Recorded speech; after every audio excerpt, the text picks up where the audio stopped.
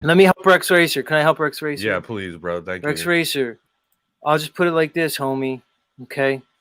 Because you ask a good question, and we can talk about that question for probably 10 years. But here's what I'll say to you. When we talk about what this Earth is and the shape of it, everybody wants to jump to the sky and the stars and things like that. The truth is, we don't know what's in the sky. You can't touch it. You can't measure it. You can't test it. Okay? It could be holographic for all we know. That is an optical phenomenon. There's no way we can test it. It's non-demonstrable. But what I'll say, Rex, is this. What I know is demonstrable is this Earth shows no convexity whatsoever. Zero. Especially when you take in the proposed calculated Earth curve of 8 inches per mile squared, which is an equation that works good up to 400 feet if you look at it. You could also use angle geometry given the proposed roughly 25,000 mile diameter of the Earth. You could figure out what the radius of that Earth is. It's not hard to figure out what the curvature should be. My point is this. The Earth displays no convexity or curvature whatsoever, okay? Evidenced by a few things. One, high altitude photos from a plane. You can see the Rockies from 1,000 miles away. Now, I know you'll say, wow, you're so high in the plane, but put it like this. When you're 50,000 feet in the air in a plane, and that's high for a plane. You know, a lot of the military, the Concorde used to go up that high, 55, 60,000. Here's my point. Even if you have to go up 60,000 feet in the air to see the Rockies 1,000 miles away, when you do the math, it blows the globe out of the water because when you're ascending, that's linear growth. However, as you go out in distance, that 900 miles, the curve is growing exponentially because it's squared. My point is, even if you're 50,000 feet in the air, you should in no way be able to see any part of the Rockies at 1,000 miles away. Not only that, when you do see them, they're standing straight up, okay? And people have seen it with their own eyes. If you include infrared photography, you could even see more. I'll even go more, Rex. When you look at large-scale engineering projects, the globe falls apart right away. Curvature is never calculated for. The longest bridges, look at the Suez Canal. If you just examine the Suez Canal, it defeats the globe right there, okay? It defeats the globe. If the Suez Canal couldn't work. The other thing I'll say, Rex, is if you look at the Nile River is a 4,000-mile river. I want you to think about how far that is. I just told you that the proposed diameter of this Earth, which is measured at the equator, is about 25,000 miles. And I'm telling you that the Nile River is 4,000 miles. Don't do the math on that, dude. Here's my point. That river, from its beginning to its end, over the course of that 4,000 miles, only descends 1 mile. I want you to really think about that, dude. It's about 5,000 feet. That river only descends from the point it starts to the point it ends, 5,000 feet, but it travels 4,000 miles. How is that possible on a globe? Gravity just doesn't make things stick and flow uphill. The theory of gravity says that it pulls things towards the center. The center would be the center of the Earth. Here's my point. The Nile River is impossible, and most long rivers can never even exist on a globe, okay? When you look at things like the railgun, Rex, the United States military has a gun. It's called the railgun. The railgun shoots 100 miles line of sight, okay? Line of sight 100 miles. Do the math on the globe curve and see if that's possible. I guarantee you it's not. You can look at things like electromagnetic propagation across the Earth. Electromagnetic propagation is like, radar, okay? You can look at things from all the military and how far they can use radar. It would in no way work on the globe. You could look at sonar, okay? Even the planes, the gyroscope doesn't compensate for curvature when it goes when it's flying. No planes compensate for curvature. Okay, they don't have to dip their nose down. But I'm trying to keep it on the ground. I'm trying to keep everything on the ground here. So that's my point. My point is the Earth displays no convexity whatsoever. So Rex, we can talk about the stars all day long, but I just like to say that the globe is a claim. Okay, so flat earthers make no claim other than this is world evidence is something that's level and horizontal. We make no claim on a model. The globe is the claim.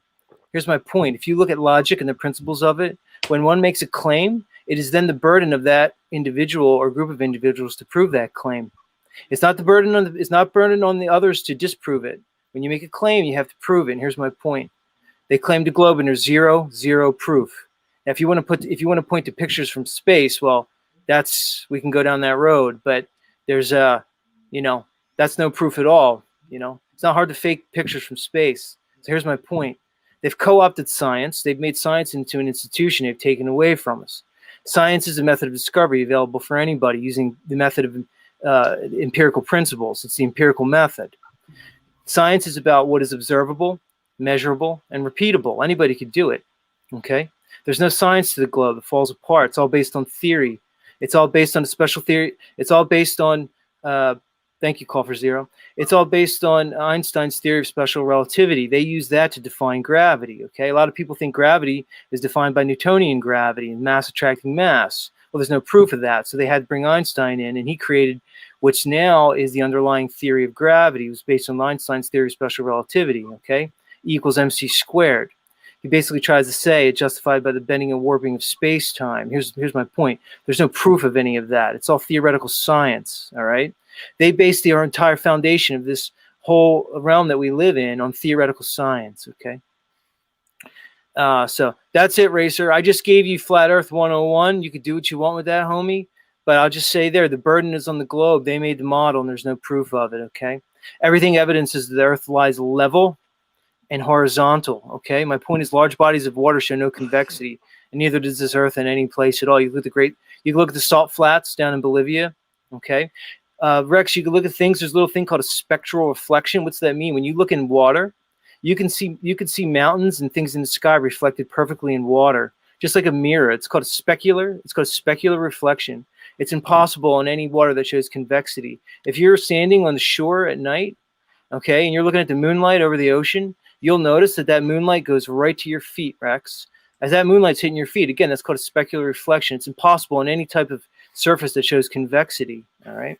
There's no convexity whatsoever in this world. So that's Flat Earth 101 for you, Rex, and you can go from there. But you'll find, Rex, if you try to put the globe to the test, you'll find it falls apart very quickly, and you're going to have to ask yourself something. Do you really want to accept these things that you find? Or you're going to hold on to a pre-indoctrinated belief that was given to you to make you play on your emotions, so you buy into a globe, so they can put you in their fake globe and keep you trapped so they can mind control you. But all right. They've lied to us about everything. Why would they tell the truth about the truth of the earth? I want to throw something in there for people. This might help you. I try to lose the term flat Earth. I mean, I could call myself that and whatever, but there's so much behind it. So it's like we know that they're lying. It's like that's the angle I try to come to with the globe heads. Like I'm not either or. I'm just saying that they're lying. I don't really know until I get on a jet and fly up and see the whole thing curve. If it doesn't, then they're wrong. But you can't. You know what I mean? But same here, man. Yeah, I'm right there with you on that. I'm more of a student when it comes to that, and I spent over like 8 years watching tons of hours of debates and discussions and deep dives, and I have no doubt that the globe's a complete lie, 1000%. And but there are a lot of Asian flat earthers. Oh, I've noticed that. Channels. Yeah, I've noticed that, homie. I don't want to mention any names. They bring you back to like some god, and well, I'm not trying to say anything, but I'm just saying they bring you back to religion and the whole some of the concepts. It's like, nah, that's camp. I'm more of the Taurus field, where Bro Sanchez comes from with it. That's what I'm with. Yeah. I do notice that. I've actually noticed that in the flat Earth community, where there's a large portion of them that once they discovered the globe lie. And it was natural because I did it myself. You fall on certain, because the Old Testament lays out a much closer concept of what this reality is than the science they teach us. So I think people have a tendency to then fall back on all those Old Testament teachings and stuff. But what I try to tell people is they don't realize that most of those teaching in the Old Testament were predated by thousands of years by the older cultures, you know? So people fall back to the Old Testament and they get, I don't want to say stuck there, but you'll find that they kind of stay there. And part it's funny you say that, Ian, because I feel like part of my mission in Flat Earth is to kind of shake people up a little bit and give them a different conception of God. You know, unfortunately, they call me demon worshiper and stuff, and that's fine. You know, they can call me what they want, but you know, but demon. But I know where Ian's coming from with the Flat Earth thing. He nailed it. Is that there's a huge pot, and I don't blame him, because the Bible tells you much. The Bible gives a much more accurate representation of this world than science does. It really does. The Bible tells you there's waters above. The Bible tells you that. Yeah. I'm sorry, bro, but what about also just sticking with what you're saying? I don't mean to interrupt. What about like the Hebrew cosmology? That's my favorite. All the cosmologies from all these civilizations, they all had one. There was no globe in any of it. No, you know what dude, I mean? There's no globe. Yeah, so you can look at the Nordic traditions, okay, like the Vikings and stuff, and the conceptions of Valhalla. You can look at the Native American. You can look at the Aztecs, the Incas, even the Hopis, the Maya. You can look all around, man. You can look at the ancient Egyptians and what their conception of this realm was. My favorite one is the one with the turtle. The one that we live on the turtle's back there. That one. That's Hindu. Australia has a conception of that too, but the Hindus also talk about a turtle and an elephant. The Hindus were a later representation. The Hindus were preceded by the Aryan culture. They're called the Aryans, not the Aryans that they were presented to us in World War II, but the Hindus were preceded by the Aryans. The Aryan culture may actually be the oldest knowledge that we have that was passed on to the Vedics. So if you look at things in all the Vedic, the Hindu scriptures and stuff, and these are some of the earliest scriptures and stuff, and well, I wouldn't call them scriptures, but the earliest knowledge we have. You look at the ancient Sumerian culture and the later Harada culture, which then led to the Babylonians. The Sumerians wrote it all down in these clay tablets called cuneiform tablets. All the stories in the Sumerians were later found in what we call the Old Testament or the Torah, the conception of the Garden of Eden story, the flood story. These were all found in ancient earlier Sumerian texts. And you can find these everywhere. You know, these stories are repeated. You could look at the religion of Zoroastrianism based off Zoroaster, or also the figure known as Zayasudra. You know, but getting back to your point, there was no globe in any of these conceptions. Not to mention that, I'm sorry, guys, I'm on like a flat Earth tirade tonight. Yeah, I love this. All right, cool. I'm in a flat Earth mood. People might need to hear it. We're gonna move to the question of it, but we're on it. You got it, man. I love. All right, cool. Well, have you seen the movie Godzilla versus Kong? Yeah, because did you see right in the beginning when he takes the tree, all right, and he strips it and he throws it at the sun, and when he hits the sun, it breaks the dome. Yeah, isn't that freaking awesome? And not only that, then they go to quote unquote Middle Earth. They go down. Remember, Kong travels down, and they follow him. But notice what they do. They take these concepts, but they put it through their model. So they make it like gravity and stuff and Middle Earth. And there's a lot of conception of this world that there is another world on the other side of the plane. It makes sense. If this world is truly if we are in the inertial plane of some kind of, it's called like a dual toroidal structure. So it's like, it's not just one toroidal structure. It's two of them. And in between them is the inertial plane. And there's a conception that there's a whole world on the other side of the plane. You can access it through the North Pole. And they have a different sun and everything. If you look at some of the Babylonian and Kabbalah teachings and stuff, if you look into the book of the Zohar, they talk of the people on the other side of the plane. I think that's what the conception of Middle Earth is, or inner Earth, or they call it Agartha. If you look in the old stories from the 1800s, when they like journey to the center of the Earth, there's a land called Agartha, and they say it's like in the Earth, but they paint it to us like we're on a globe and it's in there, right? But my conception is that it's not. It's the other side of the plane. It's a whole nother world that exists, just like ours, but different somehow on the other side of the plane. And whether you can access that through certain times in history or there's certain beings that can do it. From? Like all of us that see Mandela effect, that believe flat Earth and all this stuff. What if that's where we're from and we got like transported over here somehow, or something happened there? Because a lot of stuff I've been strange. A lot of stuff I've been looking into saying that we're actually the fallen ones. So we have this conception of the fallen ones came here. I want to elaborate on that real quick, because someone was saying that recently. I'm sorry to interrupt. It's just sometimes things are mentioned, and I want to stick on it, the fallen ones. So that's why I'm just writing that down. I have things saved. I'm just saying, as we're going into conversation, we can keep going with what you're saying, but we're gonna get to the Natalie's question and then the fallen ones. Are we the fallen ones? That we'll have everyone answer, but you guys go ahead.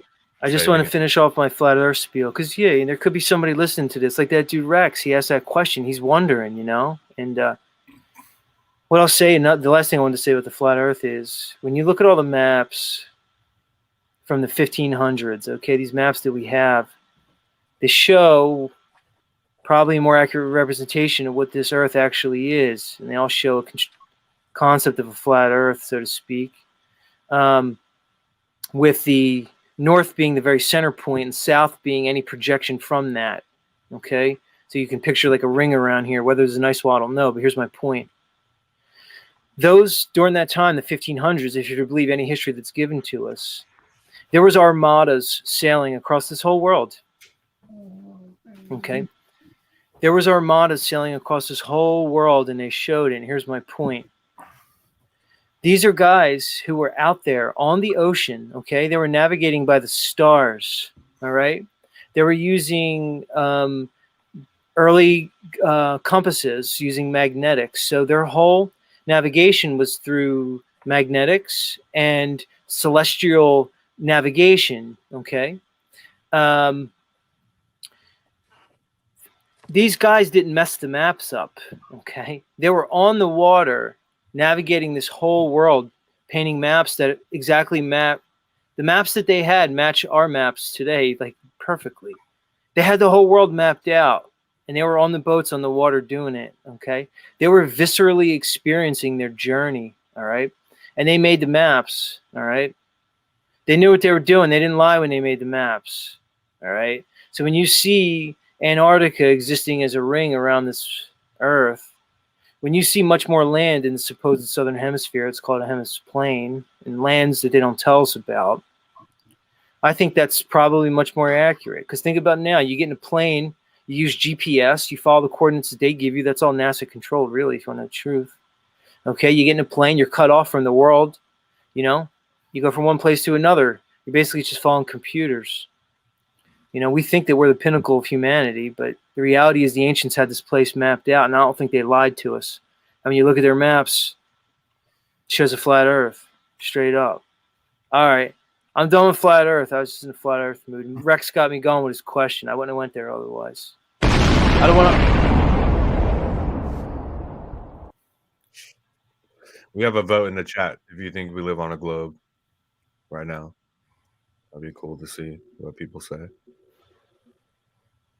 So thank you for that. I'm definitely a student when it comes to that topic, and I love hearing it, you know, and I think it's important. I think there's a reason why. I think the lie is falling apart, though. It's like when you look at what you know now, don't you look at it and say, how did we fall for this? We've been under some serious chance, right? Like there's it's much bigger than I imagined. We were kids. We were all kids when we learned this stuff. That's why we fell for it. We fucking believed in the Tooth Fairy and Santa Claus. Come on, man. But no, go back to the beginning of them making this lie and why they did, and the whole thing behind it, and to keep pushing in all the country. I'm just talking about the big picture, not, you know what I mean? Like, but it's all how did we fall for this? It's a long lie, because I have the globe map from 1883 here. And yeah, exactly. And it says right hemisphere and left hemisphere, and in you know, they're already back then in 1883 pushing the globe thing. Yes, so that's about when they started pushing it. A lie that's been freaking dragging down for well, they started pushing. Yep, they started pushing their shit science with like Galileo and all these guys. Let's call it the 1500s, but nobody was buying it. But that's when they started it. It goes around sun worship. Helios is the sun god. The sun god Helios, heliocentrism. These are sun god worshippers, you know. Jesus. So they had to put Jesus. Jesus is a Greek word that's lausus. It means hail Zeus. Yeah. So exactly. what we call Jesus is a Greek word that means lausus, which means hail Zeus. Zeus is you know, Zeus is the head god and stuff. Zeus is also usually associated with Jupiter, but the point is, or the sun, the son of God. And exactly. So, that's what I was you going. know, the son of God. But the point is that they started this heliocentric lie in the 1500s. Going back to what OTW was saying, it was the late 1800s where they started perpetrating it and started instituting it in education. That's when they first started. I don't think it really kicked into the education until the early 1900s. But you also notice it was right in the very end of the 1800s that you saw all the All the flat earthers, I don't know if you guys notice, I'll say this to anybody out there. People think flat earth is like something new, like it's some YouTube thing. You're all wrong. All these flat earthers that you all love and know and we all kind of like bow down to, guess what? They all got all their information from Samuel Rowbotham and William Carpenter in the late 1800s. You can look it up. Samuel Rowbotham wrote a book called Zetetic Astronomy. William Carpenter wrote a book. There was a group of them. They were only the two prominent ones. My point is, there was a group of people and scientists that in the late 1800s, once they saw what was happening, once they saw this globe lie was being perpetrated, they started speaking up about it. And they started saying the same thing I was saying. The Earth shows no evidence of convexity whatsoever. And they were screaming at the top of their lungs, and they got railroaded by the whole, institutionalized bullshit, agenda community through the Rockefeller education system and otherwise. If the Rockefellers made all the textbooks, they could just teach whatever they want, right? But here's my point. Flat earthers, quote unquote, arose in the end of the 1800s. And the only reason they had to arise because they knew there was a lie. You wouldn't even thought about it if there wasn't a lie. No culture ever thought that this place was a globe. Nobody. There's no evidence of that, okay? People will point to the ancient Greeks and say Aristophanes put two sticks in the ground and it said it was a globe and everybody believed it, and that's a bunch of bullshit. Does that make sense to you people? A guy put two sticks in the ground and said it was a globe and everybody believed it even though there's no evidence of any culture in history ever believing a globe? It's a complete lie perpetrated probably by the Jesuits, okay?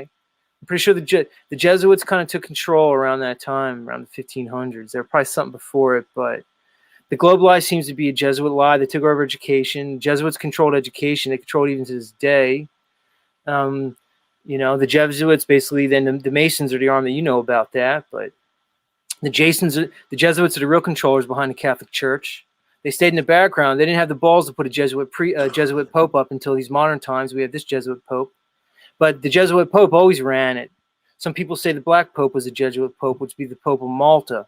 My point is the Jesuits have always run the Catholic Church, at least in the last 500 years. Okay? They just didn't have the balls to put the Jesuit Pope up front until they did it in this times. That might mean something. I don't know.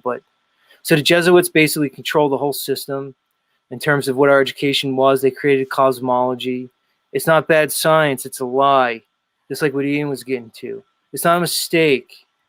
They didn't mistakenly think it's a globe. They on purpose engineered the idea of a globe. It's not hard. You just reverse engineer all the math. You understand?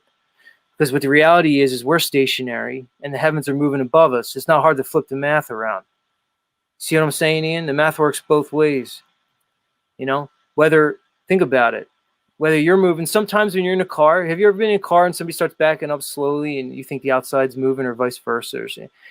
Sometimes you can't perceive it. It works the same way, If you're in a car moving at a constant rate and you look outside, right? If you didn't know you were in a car moving at a constant rate, you wouldn't know if it was the outside moving or you. You see what I'm saying? You can reverse here and fucking reverse engineer any math you want. It's not even hard. That's why I get so mad at these people, guys, because they on purpose did this to us, It's not bad science. That was good, dude. I like what you just said right there. I haven't heard that one. That was fire, bro. Yeah, man, that was some good stuff, man. I really enjoyed it. How can you not love that brain, man? I love your brain, man. Everyone cast a vote. Well, we have 85%, 86% say no, we don't live on a globe. So yeah, don't surprise 86, me. That's pretty good. Out of 40, which is doesn't surprise me. We'll get that other 14%. Don't worry, hang in there, guys. You'll get there. It's not your fault. They did it to you. They played on your emotions. They gave you Star Wars and Star Trek. They made it fun. They were fun. Great shows. Don't diss Star Trek, man. I'm a Star Trek fan. One of the first movies ever made was a. Yeah. I gotta stop. I'm just gonna keep going off on flat. Ian, if you don't stop me, I'm just gonna keep going off on flat Earth. One of the first movies ever made was called Voyage to the Moon. It was a French movie. It literally was one of the first movies ever made in the early 1900s. I want you to think about that. The first satellite wasn't sent up supposedly from the Russians called Sputnik until the mid 50s, 1950s. So how 50 years before do you make a movie of going to the moon? They didn't even know what space was, supposedly. How would they even know any concept of what's up there in the heavens before they went up there, supposedly? The propaganda started from day one. Hollywood probably was started to perpetrate the globe lie, amongst their other lies. You just have to look at the propaganda. Arthur C. Clarke was a science fiction writer in the early part of the 19th century. Let's call it 1930s, 1940s. Arthur C. Clarke wrote about the concept of satellites before 10 years before the first supposed satellite was sent up by the Russians. You understand? It was written about in science fiction. The science fiction preceded the actual science.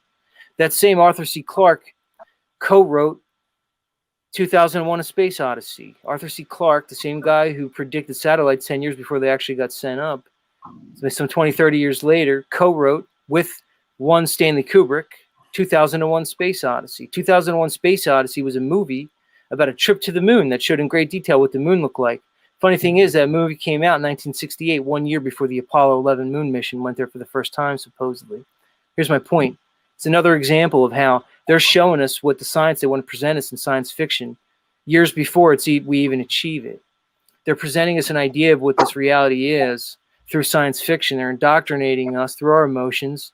They're getting us to attach to it. They're getting us to identify through it. So we're bonded to it. And that way we're presented with overwhelming evidence that I'm given. Because everything I said tonight is overwhelming evidence. Everything I said tonight destroys the globe. That's facts. The globe's dead. Here's my point.